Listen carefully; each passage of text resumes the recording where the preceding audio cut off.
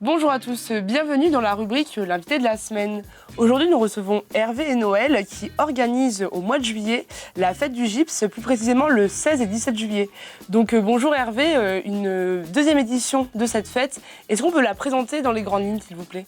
Oui, exactement. Donc on va organiser le 16 et le 17 juillet la fête du gypse, la deuxième du nom, à Saint-Pancrace, aux Bottières. Pourquoi ça s'appelle la fête du gypse ? Est-ce qu'on a une explication ? Exactement, c'est-à-dire que sur Saint-Pancrace, nous avons une carrière et on s'est dit ce serait sympa de faire quelque chose sur le gypse. Et nous avons monté un projet et nous avons invité 4 sculpteurs. Ils seront sur l'emplacement aux Bottières, l'emplacement de la fête. Et bien sûr, on peut les voir travailler. Alors, au début, on va dire que le travail du gypse au début, c'est pas très intéressant parce que ça fait énormément de poussière. Alors justement, cette partie-là qui n'est pas très intéressante pour le public sera faite en amont.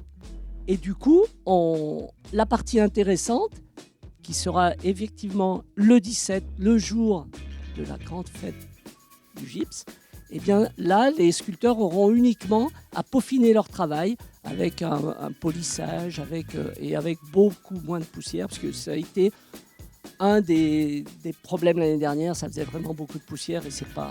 Si en plus il fait chaud, Noël, parlez-nous un petit peu plus précisément du planning. On va avoir plein de choses, hein. On a le gypse avec les sculptures, mais on a aussi des jeux pour les enfants, plein d'autres activités. Le 16, présentation des sculpteurs. Et le soir, on fait un petit bal populaire comme on faisait autrefois.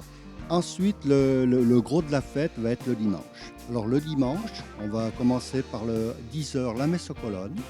Après, tout le monde va redescendre. Les activités vont commencer autour de 11h. Très bien.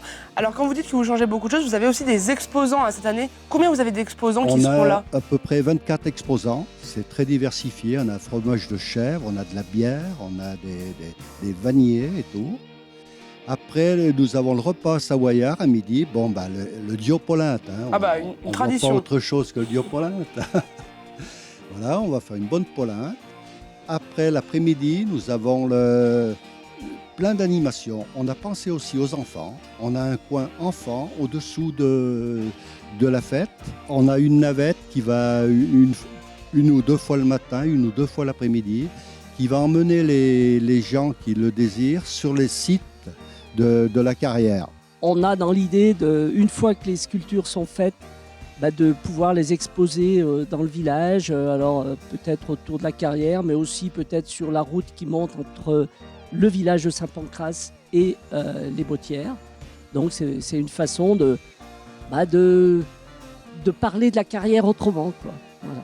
On a Sylvain Baudouin qui est une personne qui travaille avec les enfants et il va dans l'atelier des enfants permettre aux enfants de sculpter un petit peu du plâtre et tout ça pour voir un peu toucher la matière. Pour commencer dès le plus jeune âge. Voilà. Très bien.